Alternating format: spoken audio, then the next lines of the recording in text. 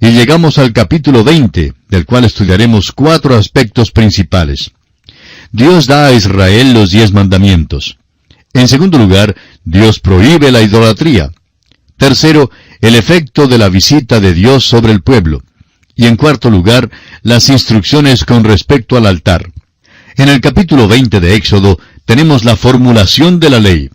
Primero son dados los 10 mandamientos, pero son solo una parte de la ley. También se da algunas instrucciones con respecto al altar, y la ley y el altar van juntos. Debe haber un altar sobre el cual se pueda ofrecer el sacrificio. Debe haber el derramamiento de sangre por el pecado, y esto lo reveló la ley. Así como usted tiene un espejo en el cuarto de baño, el cual es un cuadro de la ley, hay también un lavamanos debajo del espejo. Usted no se lava con el espejo, este simplemente revela la suciedad o el pecado. Se lava en el lavamanos, y hay un precioso manantial de sangre de Manuel que purifica a cada cual que se sumerge en él. Consideremos ahora el primer aspecto, la entrega de los 10 mandamientos. La primera parte de la ley que fue dada a Israel fue los 10 mandamientos, los cuales constituían un código moral. Leamos los primeros 2 versículos del capítulo 20 de Éxodo. Y habló Dios todas estas palabras diciendo, Yo soy Jehová tu Dios, que te saqué de la tierra de Egipto de casa de servidumbre. Dios dice, te saqué de la tierra de Egipto de casa de servidumbre. Y sobre esa base quiero darte mi ley. Israel pidió la ley, y Dios les complació y les da los 10 mandamientos primero. Hay algunas cosas que deben ser mencionadas al considerar los mandamientos, y la primera es la nueva moralidad. La nueva moralidad data de un tiempo muy anterior a la entrega de la ley. El hecho es que provino del huerto de Edén, donde el hombre primero desobedeció a Dios. La nueva moralidad existía antes del diluvio y después del diluvio. Existe hoy en día, pero nos gusta creer que somos pecadores sabidos y finos. Realmente somos solamente unos pecadores en nuestro ser natural y crudo, es decir, somos pecadores naturales. Nadie puede ser inconstante en cuanto a los 10 mandamientos y salir bien. En la isla de Blackwell había un cementerio para criminales. En un sepulcro había una lápida que leía así: Aquí descansan los fragmentos de Juan Smith, el que contradijo a su Creador. Fue inconstante con los 10 mandamientos y partió de esta vida teniendo la edad de 35 años. Su madre y su esposa le lloraron. Ningún otro le llora. Que descanse en paz. Aquella inscripción sepulcral reveló a un hombre que trató de desafiar la ley de Dios. Amigo oyente, nadie puede desafiar los 10 mandamientos y escapar del castigo de Dios. Muchas veces la acusación es lanzada contra nosotros los que predicamos la gracia de Dios, de que no tenemos un aprecio debido por la ley. Nos acusan de despreciarla, de rechazarla y de enseñar que siendo que no somos salvos por la ley, que podemos violarla a gusto e infringirla con impunidad. Pero esto no es cierto de ninguna manera. Al contrario, todo predicador que enseña la gracia de Dios sí tiene una perspectiva verdadera en cuanto a la naturaleza de la salvación por la fe y se da cuenta del carácter alto de la ley. El apóstol Pablo contesta este problema en su carta a los Romanos capítulo 6 versículos 1 y 2, donde dice, ¿qué pues diremos? ¿Perseveraremos en el pecado para que la gracia abunde? En ninguna manera. Porque los que hemos muerto al pecado, ¿cómo viviremos aún en él? Amigo oyente, si usted cree que puede continuar viviendo en el pecado y violando los 10 mandamientos a gusto, amigo mío, usted no es salvo por la gracia de Dios. Cuando usted es realmente salvado, entonces desea agradar a Dios y anhela hacer su voluntad, la que es revelada en los 10 mandamientos. Por eso creemos que todo predicador de la gracia de Dios tiene el debido respeto y reverencia única para con la ley de Dios. Como el salmista lo ha expresado, «Oh, cuánto amo yo tu ley! Todo el día es ella mi meditación». Ahora, ¿qué es la ley? Alguien la ha definido como una transcripción escrita de la mente de Dios. Pero esta es una definición defectuosa. La ley es la expresión de la mente de Dios con relación a lo que el hombre debe ser. No hay ni gracia ni misericordia en la ley de ningún modo. La ley es una expresión de la santa voluntad de Dios. El salmista en el Salmo 19:7 dice, La ley de Jehová es perfecta, que convierte el alma. El testimonio de Jehová es fiel, que hace sabio al sencillo. Amigo oyente, la ley requiere la perfección de parte suya. Nunca nos hemos encontrado con nadie cuya conducta haya sido igual a la norma de Dios. La ley no es alguna noción vaga, ni tiene nada que ver con las buenas intenciones que no se cumplen. La ley requiere una obediencia perfecta, porque la ley del Señor es perfecta. Bueno, amigo oyente, nuestro tiempo ha concluido por esta oportunidad. Continuaremos nuestra consideración de este importante aspecto, Dios mediante, en nuestro próximo programa. Hasta entonces, pues, que el Señor le bendiga, es nuestra ferviente oración. Continuamos hoy, amigo oyente, nuestro estudio del libro de Éxodo. En el día de hoy reanudamos nuestra consideración del capítulo 20 de este segundo libro del Antiguo Testamento. Y al concluir nuestro programa anterior dijimos que la ley requiere la perfección de parte nuestra. Nunca nos hemos encontrado con alguien cuya conducta haya sido igual a las normas de Dios. La ley no es alguna noción vaga, ni tiene nada que ver con las buenas intenciones que no se cumplen. La ley, amigo oyente, requiere una obediencia perfecta, porque la ley del Señor es perfecta. La ley del Señor es recta, y eso quiere decir que nuestras nociones en cuanto a lo que es bueno y malo son desfiguradas por nuestro ambiente y por el hecho de que tenemos una naturaleza caída. Ahora, ¿cómo sabe usted lo que es bueno? Porque Dios nos dice lo que es bueno. Alguien preguntará, ¿por qué es malo el robar? Pues no tienen nada en contra del robo, pero dicen que es malo que algún gobierno cometa homicidio sin la guerra. ¿Cuán contradictoria es esta generación? ¿Cómo ignoran la ley? Ahora, ¿por qué es malo el mentir o el robar? Pues es malo porque Dios dice que lo es. La ley es para el bienestar del género humano. La ley sería una cosa maravillosa si fuera posible al hombre guardarla. Sin embargo, el hombre no puede guardar la ley. Las cárceles, las llaves en las puertas, y el hecho de que por la falta de confianza hay que firmar una cantidad de papeles para poder prestar dinero de un banco, todo esto es testimonio del hecho de que el hombre no puede guardar la ley. Hubo un tiempo cuando la palabra de un hombre era su fianza, pero ya esto no existe hoy en día. La ley es una norma para medir la conducta humana. El robar, el mentir y el cometer adulterio son malos porque Dios dice que son malos. La ley nunca se ejecuta por sí misma. Es el legislador quien tiene el poder para ponerla en vigor. Dios ejecuta sus leyes con un impacto tremendo. Por ejemplo, piense usted en la ley de la gravedad. Usted bien puede subir tan alto como quiera, pero asegúrese de agarrarse bien de algo. La ley de la gravedad está en vigencia y no se la puede violar. Usted puede creer que la puede violar, pero a la larga usted será quien pierde. En Ezequiel 18:4 leemos, «He aquí que todas las almas son mías, como el alma del Padre, así el alma del Hijo es mía. El alma que pecare, esa morirá». La ley debe ser ejecutada, y el violador de la ley debe pagar la pena. Ahora hay otro punto de vista que debe ser corregido, y es el que mezcla la ley con la gracia, juntándolas bajo un solo sistema. El juntar la ley y la gracia bajo el mismo sistema es robarle a la ley parte de su majestad y su significado. No hay amor en la ley, no hay ninguna gracia en la ley. La gracia a su vez es robada en su bondad y gloria cuando es mezclada con la ley. La gracia es robada de su maravilla, atracción y deseo. Las necesidades del pecador no son suplidas cuando la ley y la gracia están juntas. La ley manifiesta lo que el hombre debe ser, pero la gracia manifiesta lo que es Dios. La majestad de la ley es algo que debemos reconocer. La ley revela quién es Dios y cuán vasto es el vacío entre Dios y el hombre. En su carta a los Gálatas capítulo 4 versículo 21, el apóstol Pablo hizo la siguiente pregunta. Decidme, los que queréis estar bajo la ley, ¿no habéis oído la ley? Es mejor que usted escuche lo que la ley dice, porque el hombre ha sido pesado en balanza por los 10 mandamientos y ha sido hallado falto. Usted no se mida mirando al prójimo. Es muy fácil para el hombre pararse en la cumbre de un monte y mirar hacia abajo al hombre que se para en un hormiguero en forma de montículo y decirle, yo soy más alto que tú.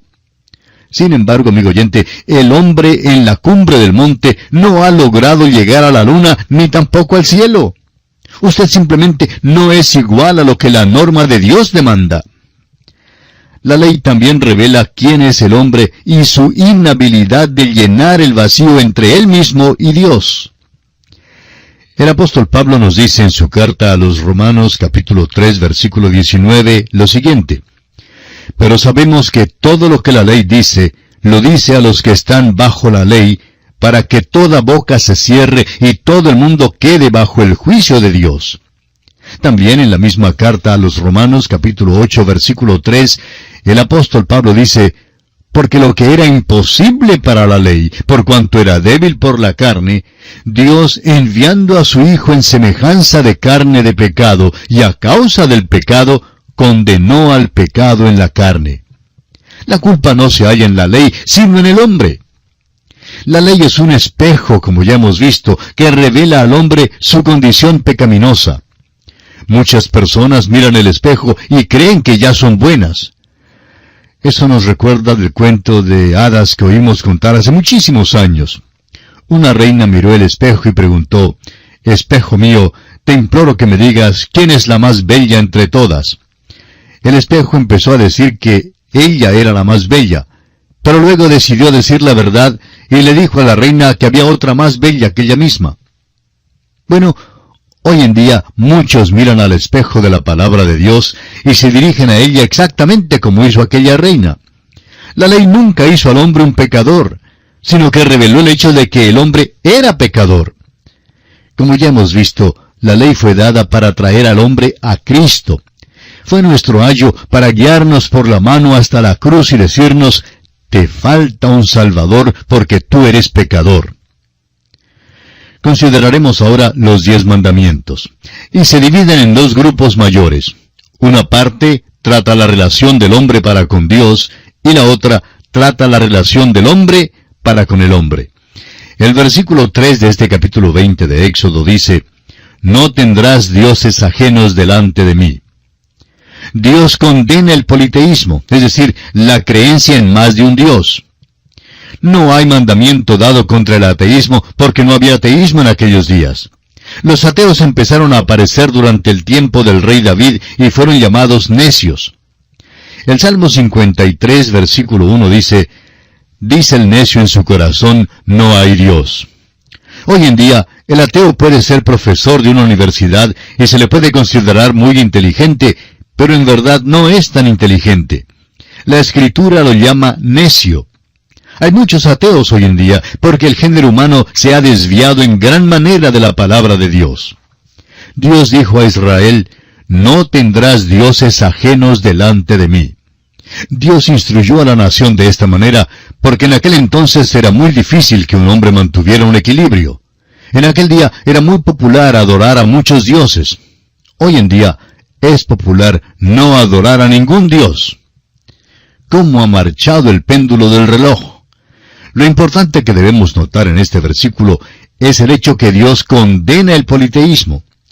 El apóstol Pablo explica este asunto en su carta a los Romanos capítulo 1, versículos 21 al 25, donde declara, pues habiendo conocido a Dios, no le glorificaron como a Dios ni le dieron gracias, sino que se envanecieron en sus razonamientos y su necio corazón fue entenebrecido.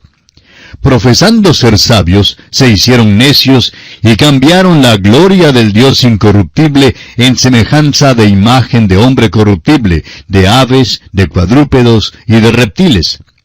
Por lo cual también Dios los entregó a la inmundicia en las concupiscencias de sus corazones, de modo que deshonraron entre sí sus propios cuerpos, ya que cambiaron la verdad de Dios por la mentira, honrando y dando culto a las criaturas antes que al Creador, el cual es bendito por los siglos. Amén. Leamos ahora los versículos 4 y 5 de Éxodo 20. No te harás imagen, ni ninguna semejanza de lo que esté arriba en el cielo, ni abajo en la tierra, ni en las aguas debajo de la tierra. No te inclinarás a ellas, ni las honrarás. porque yo soy Jehová tu Dios, fuerte, celoso, que visito la maldad de los padres sobre los hijos, hasta la tercera y cuarta generación de los que me aborrecen. Algunos pueden creer que este pasaje no se aplica a nosotros hoy en día. El apóstol Pablo, en su carta a los Colosenses, capítulo 3, versículo 5, nos dice que avaricia es idolatría. Cualquier cosa, amigo oyente, a la cual una persona se entregue, especialmente en abandono, llega a ser su Dios. Muchos no adoran a Baco, el dios griego y romano del vino y de la orgía de hace muchos años. En cambio, adoran la botella del mismo modo. Hay millones de alcohólicos por todo el mundo. A las grandes empresas del licor les gusta informarnos en cuanto a lo grande que es la carga de impuestos que llevan, cuando realmente no pagan ni una fracción de la cuenta de los accidentes y crímenes que son causados por el consumo de su producto. Se está dando mucha propaganda a esta generación y se está lavando el cerebro a multitudes de personas en cuanto a la botella. Adoran al dios Baco. Otros adoran a Afrodita, la diosa del sexo. Algunos adoran al dinero. Cualquier cosa, amigo oyente, a la cual usted entregue su tiempo, su corazón y su alma, se constituye en su Dios. Y el Dios vivo y verdadero dice que no debemos tener dioses ajenos delante de Él. Leamos ahora el versículo 7 de este capítulo 20 de Éxodo. No tomarás el nombre de Jehová tu Dios en vano, porque no dará por inocente Jehová al que tomare su nombre en vano. El tomar el nombre del Señor en vano es de frecuente ocurrencia en nuestros días. Es blasfemia. Ahora, ¿por qué es malo? Es malo tomar el nombre del Señor en vano porque Él es Dios y Él es santo. Cometer este pecado es revelar una falta de vocabulario. Muchos no pueden expresarse sin usar un lenguaje profano. Si se quitara la profanidad de algunas personas, se quitaría también su vida.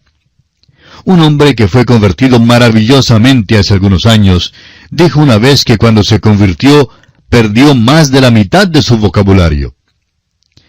Veamos ahora el cuarto mandamiento en los versículos 8 al 11 de Éxodo capítulo 20. Acuérdate del día de reposo para santificarlo. 6 días trabajarás y harás toda tu obra, mas el séptimo día es reposo para Jehová tu Dios. No hagas en él obra alguna, tú, ni tu hijo, ni tu hija, ni tu siervo, ni tu criada, ni tu bestia, ni tu extranjero que está dentro de tus puertas. Porque en 6 días hizo Jehová los cielos y la tierra, el mar y todas las cosas que en ellos hay, y reposó en el séptimo día.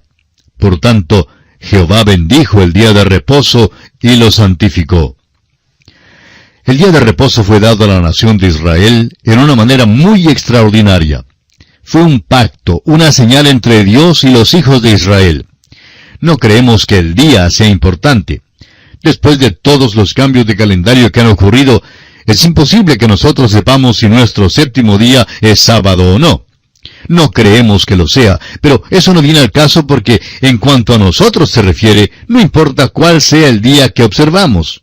Observamos lo que creemos ser el primer día de la semana.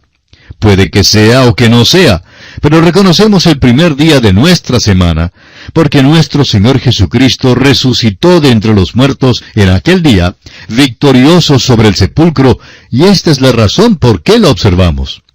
Ahora, todo esto se descubrirá más adelante al proseguir con nuestro estudio de este libro de Éxodo. Llegamos ahora a la sección de los mandamientos que tratan sobre las relaciones del hombre para con el hombre.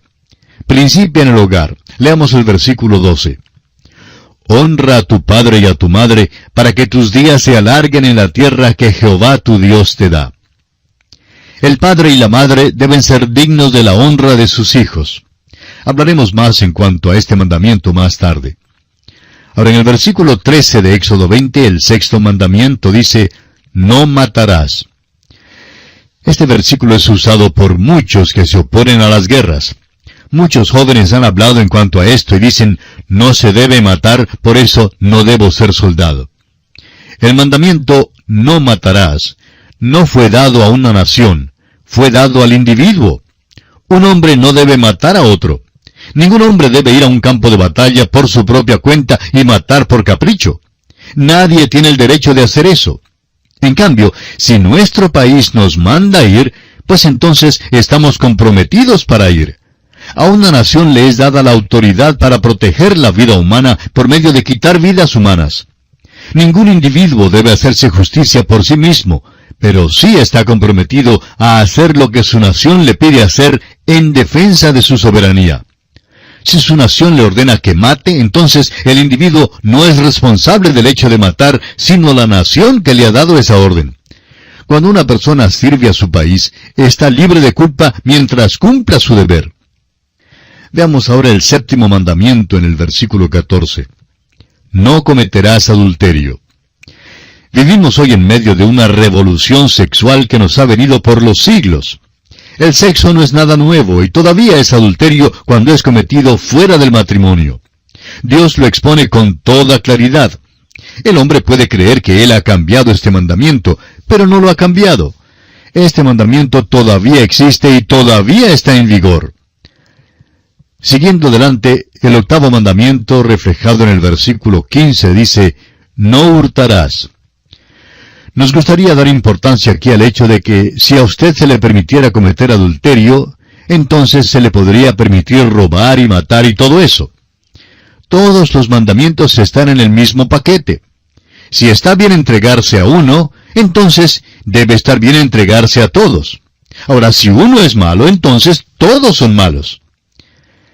El 9º mandamiento dice en el versículo 16, no hablarás contra tu prójimo falso testimonio. El hablar contra el prójimo falso testimonio es sencillamente mentir. Ahora el 10º mandamiento en el versículo 17 dice, no codiciarás la casa de tu prójimo, no codiciarás la mujer de tu prójimo, ni su siervo, ni su criada, ni su buey, ni su asno, ni cosa alguna de tu prójimo. La codicia o avaricia, según el apóstol Pablo en su carta a los Colosenses, capítulo 3, versículo 5, es idolatría. Este es uno de los pecados más grandes de la hora presente. Dios condena el matar, el cometer adulterio, el robar, el hablar falso testimonio y el codiciar.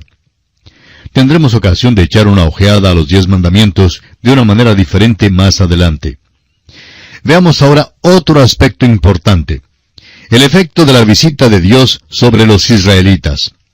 Dios ha dado a los israelitas el código moral que son los 10 mandamientos. La ley tiene que ver con algo más que el código moral. Dios también les dará aquella parte de la ley que trata de la legislación social. También les dará unas instrucciones con respecto a un altar y a la construcción del tabernáculo. Continuemos ahora leyendo los versículos 18 y 19 de Éxodo 20. Todo el pueblo observaba el estruendo y los relámpagos y el sonido de la bocina y el monte que humeaba. Y viéndolo el pueblo, temblaron y se pusieron de lejos. Y dijeron a Moisés, habla tú con nosotros y nosotros oiremos, pero no hable Dios con nosotros para que no muramos. Cuando los israelitas oyeron el estruendo y vieron los relámpagos, tuvieron miedo y retrocedieron del monte. Escuchemos ahora la amonestación de Moisés en el versículo 20. Y Moisés respondió al pueblo, no temáis, porque para probaros vino Dios, y para que su temor esté delante de vosotros, para que no pequéis. La ley presentó una norma muy alta. La ley del Señor es perfecta. Demanda la perfección, y si usted, amigo oyente, no está listo a dar la perfección, entonces debe cambiar a otro tipo de norma o base. Porque si no es perfecto, entonces no puede ser salvado por la ley. Doy gracias a Dios que Él puede tomar a un pobre pecador como yo y salvarlo. La gracia revela algo de la bondad y la maravilla de nuestro Dios. Avancemos algo más, ahora con los versículos 21 al 23 de este capítulo 20 de Éxodo. Entonces el pueblo estuvo a lo lejos, y Moisés se acercó a la oscuridad en la cual estaba Dios. Y Jehová dijo a Moisés, así dirás a los hijos de Israel, vosotros habéis visto que he hablado desde el cielo con vosotros. No hagáis conmigo dioses de plata, ni dioses de oro os haréis. ¿Por qué apareció Dios así en esta manera a los israelitas? Creemos que es evidente que Dios quería impresionar en ellos el hecho de que Él es el Dios vivo. Quería que se dieran cuenta que el adorar a los ídolos era adorar a la criatura más bien que a Dios. Dios está ahora más cerca de este pueblo que lo que jamás estuvo antes. Veamos ahora algunas de las instrucciones que fueron dadas en cuanto al altar. Dios ha dado a Israel los 10 mandamientos. Ahora, junto con los mandamientos, Dios les da unas instrucciones para un altar. Un altar es utilizado para el sacrificio. El altar habla de la cruz de Cristo y la sangre que Él derramó. Este es el altar que hicieron antes que edificaran el tabernáculo y no podían llevarlo con ellos. Al parecer, todos los altares que hacían mientras viajaban por el desierto eran como este. Solo cuando se edificó el tabernáculo, fue entonces construido un altar que podía ser transportado. De este capítulo 20 de Éxodo, leamos ahora el versículo 24. Altar de tierra harás para mí, y sacrificarás sobre él tus holocaustos y tus ofrendas de paz, tus ovejas y tus vacas. En todo lugar donde yo hiciere que esté la memoria de mi nombre, vendré a ti y te bendeciré. No hay mención de la presentación de una ofrenda de pecado en este altar. La ofrenda de paz revela que el hombre necesita un sacrificio que le reconcilie con Dios, y Cristo hizo la paz mediante la sangre de su cruz. El holocausto habla de quién es Cristo y de su dignidad y habilidad para salvar. Este altar debía ser hecho de tierra, y era el lugar sobre el cual los israelitas debían sacrificar los holocaustos y ofrendas de paz. Las ofrendas de expiación fueron dadas a Israel más tarde. Leamos entonces el versículo 25. Y si me hicieres altar de piedras, no las labres de cantería, porque si alzares herramienta sobre él, lo profanarás. Hay una lección importante aquí en este versículo. Dios quería que ellos edificaran un altar de piedras sin adorno y sin escultura. En el momento en que se alzaba una herramienta para labrar las piedras del altar, en ese mismo momento se profanaba el altar. Un escultor podía hacer que el altar fuera atrayente y muy hermoso, y algo que despertara la aprobación humana. Pero el trabajo del hombre sobre el altar era considerado por Dios como una abominación a él. Bien, amigo oyente, se nos ha ido el tiempo, así es que tenemos que detenernos aquí por hoy. Dios mediante, en el próximo programa continuaremos con este estudio sobre el libro de Éxodo. Hasta entonces, pues, que el Señor le bendiga, es nuestra ferviente oración. Continuamos hoy, amigo oyente, nuestro estudio del libro de Éxodo. En nuestro programa anterior nos detuvimos en el versículo 25 de este capítulo 20 de Éxodo. Este versículo dice, «Y si me hicieres altar de piedras, no las labres de cantería, porque si alzares herramienta sobre él, lo profanarás». Dijimos que había una lección importante aquí en este versículo. Dios quería que los israelitas edificaran un altar de piedras sin adornos y sin escultura.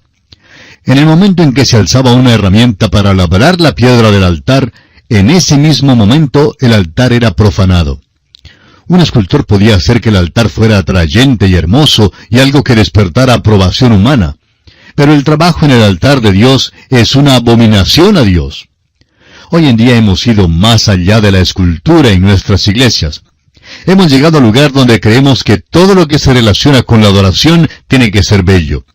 Queremos la música suave, el alumbrado a media luz y los colores bellos. Queremos que el sermón sea dado en unos tonos muy bajos y de una manera muy dignificada, tan florido como sea posible. Este tipo de presentación no ha llamado la atención al mundo incrédulo. El liberalismo ha desocupado nuestras iglesias. Ahora, no hay nada malo en tener un lugar atrayente donde adorar. A nosotros nos gusta la música hermosa y también el estilo florido de hablar. Pero cuando cualquiera de estas cosas obscurece el mensaje de la cruz y quita la atención del Señor Jesucristo, quien murió en esa cruz, entonces Dios se ve ofendido. Dios no quiere que esto suceda. Cuando el apóstol Pablo fue a la ciudad de Corinto, usted recordará que los corintios eran bastante filosóficos. Muchos de los sacerdotes paganos que estaban asociados con las religiones paganas trataban de identificarse con todos los pecados de Corinto. Cuando Pablo llegó, estos filósofos querían arguir, discutir y parecer inteligentes. Querían ser conocedores de la generación de ahora y pertenecer a ella. Estos corintios iban en toda dirección. Pablo tuvo una experiencia semejante en Atenas, y entonces en su primera carta a los Corintios, capítulo 2, versículo 2, les dice: «Pues me propuse no saber entre vosotros cosa alguna, sino a Jesucristo y a este crucificado». Amigo oyente, si Jesucristo y el crucificado se omite del mensaje, no importa cuán alta sea la torre, ni cuán fuerte suene la campana, ni cuán hermoso sea el santuario, ni cuán suave sea la música, ni cuán educado sea el predicador, no es una iglesia y en cuanto a Dios se refiere, es profanada. Leamos ahora el versículo 26 y final de este capítulo 20 de Éxodo. «No subirás por gradas a mi altar para que tu desnudez no se descubra junto a él». A muchas personas les gustaría edificar algunos escalones bellos junto al altar. Eso sería muy conveniente. En aquel día, un hombre llevaba un tipo de falda, y para poder subir los escalones tendría que alzar esa falda, y su desnudez quedaría al descubierto. Dios dice: «No quiero ver tu desnudez», lo que enseña que la carne no puede ser usada por Dios. Permítame hacer esto muy personal. Cualquier cosa que yo haga que sea de la carne, Dios odia y no la usará. Dios no quiere una exhibición de la carne en algo que tenga que ver con su obra. Debemos guardarnos, pues, de este tipo de cosa. Nos sentimos perturbados cuando las personas ven tan solo al predicador, pero no ven a Jesucristo, al cual los predicadores tratan de presentar. No nos interesa realmente que alguien nos diga que hemos predicado un sermón maravilloso. Queremos predicar acerca de un Salvador maravilloso, y cuando nos oigan predicar, deseamos que nos digan: ¿no es maravilloso Jesús? El Dr. J. Vernon McGee, autor de estos estudios bíblicos, contaba el siguiente incidente. Cuando yo era pastor, siendo estudiante en el estado de Georgia, decía él, solía predicar en una iglesia que estaba cerca de una colina de barro rojizo. Una mañana, después de dar el mensaje, todo el mundo salió, menos un muchacho de campo. Llevaba unas botas amarillas de esas que se abotonan muy arriba, y me esperaba de una manera muy tímida. Por fin se acercó, con lágrimas en los ojos, agarró mi mano y me dijo: «Yo nunca jamás sabía que Jesús era tan maravilloso». Quiso decir algunas palabras más, pero estaba demasiado emocionado y se dio media vuelta para salir de la iglesia. Aquella iglesia, continuaba el Dr. McGee, está hoy en medio de una ciudad, pero en aquellos días estaba en un pedazo de terreno algodonero. Contemplé a aquel muchacho cruzar por el algodonal y dije al Señor: «Oh Dios mío, ayúdame a siempre predicar para que los hombres sepan y crean que Jesús es maravilloso». Eso sí fue un encomio, y no me han dado muchos encomios así como ese. Amigo oyente, no necesitamos la exhibición de la carne en el ministerio, ni en el púlpito, ni en la obra de la iglesia. Lo que necesitamos es predicar a Jesucristo y a este crucificado. Y aquí termina el capítulo 20 del libro de Éxodo.